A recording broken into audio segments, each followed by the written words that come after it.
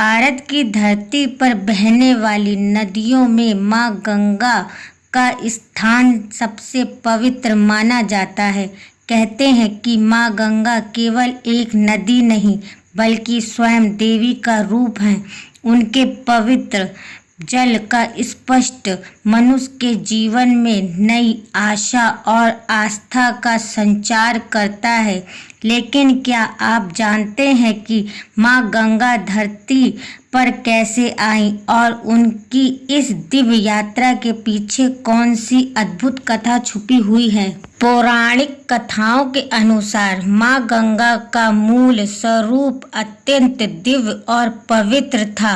वह स्वर्ग लोक में निवास करती थी। उनके जल को देवताओं के लिए भी पवित्र माना जाता था। लेकिन एक समय ऐसा आया जब मां गंगा को धरती पर आना पड़ा। बहुत समय पहले अयोध्या में राजा सागर नाम के एक महान राजा हुए।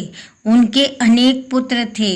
राजा सागर ने एक विशाल अश्वमेध यज्ञ का आयोजन किया, लेकिन यज्ञ का घोड़ा अचानक लापता हो गया। राजा के पुत्र उस घोड़े की खोज में निकल पड़े। खोजते खोजते राजा सागर के पुत्रों को वह घोड़ा महर्षि कपिल के आश्रम के पास मिला। उन्होंने बिना सत्य जाने महर्षि पर घोड़ा चुराने का आरोप लगा दिया। उनके व्यवहार से महर्षि कपिल क्रोधित हो उठे। उनकी दिव्य शक्ति से प्रभाव से राजा सागर के पुत्र भस्म हो गए। राजा सागर के पुत्रों की आत्मा को मुक्ति नहीं मिली। तब ज्ञात हुआ कि यदि स्वर्ग में मां गंगा धरती पर आए और उनके पवित्र जल से स्पर्श उन आत्माओं को मिले तभी उन्हें मोक्ष प्राप्त होगा। लेकिन मां गंगा को धरती पर लाना इतना आसान नहीं था। राजा सागर के वंशों में जन्मे राजा भागीरथ ने अपने पूर्वजों की मुक्ति का संकल्प लिया। उन्होंने मां गंगा की धरती पर लाने के लिए वर्षों तक कठोर तपस्या की। उनकी तपस्या इतनी महान थी, अनंत मां गंगा प्रसन्न हुई।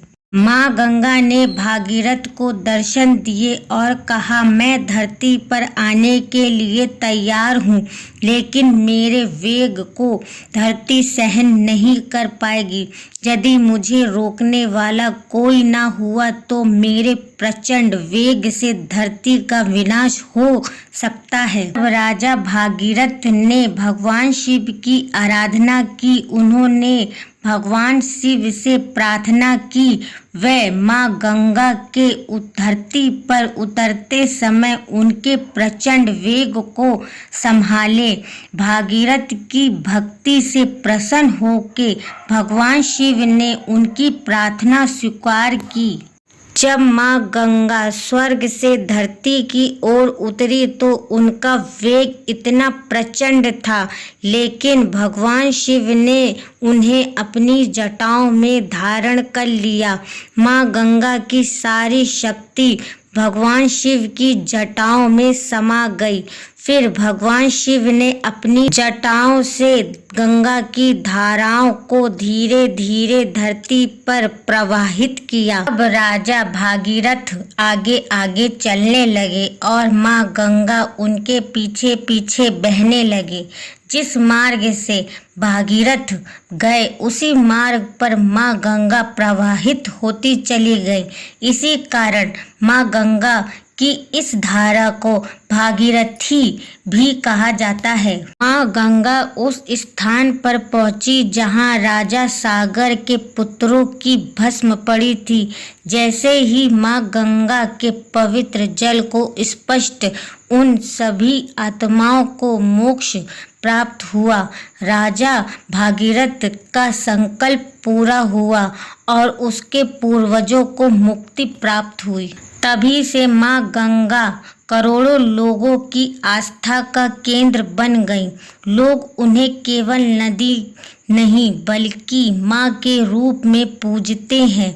तट पर स्नान, ध्यान, पूजा और गंगा की आरती का विशेष महत्व माना जाता है। माँ गंगा की सबसे बड़ी माया यही है कि वह हमें केवल अपने जल से नहीं बल्कि अपनी कथा से भी जीवन का एक महत्व संदेश देती हैं।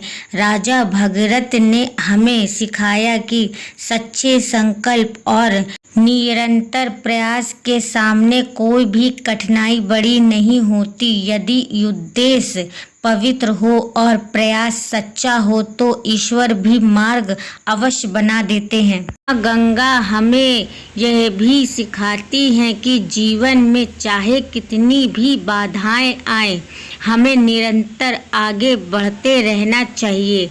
जैसे माँ गंगा पर्वतों से निकल के अनेक कठिन रास्तों को पार करते हुए समुद्र तक पहुँचती हैं, वैसे ही मनुष्य को भी अपने जीवन के संघर्षों से घबराना नहीं चाहिए। माँ गंगा की ये दिव्य कथा हमें भक्ति, त्याग, संकल्प और विश्वास की शक्ति का संदेश देती है।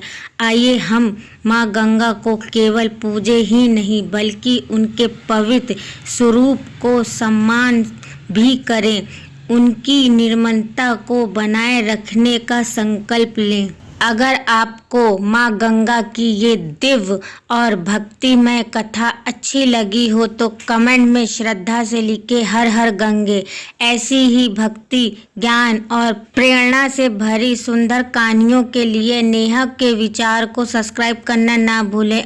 आपका प्यार और आशीर्वाद ही हमें ऐसी ही दिव्य कथाएं आप तक पहुंचाने की प्रेरणा देता है। हर हर गंगे। जय श्री हरि।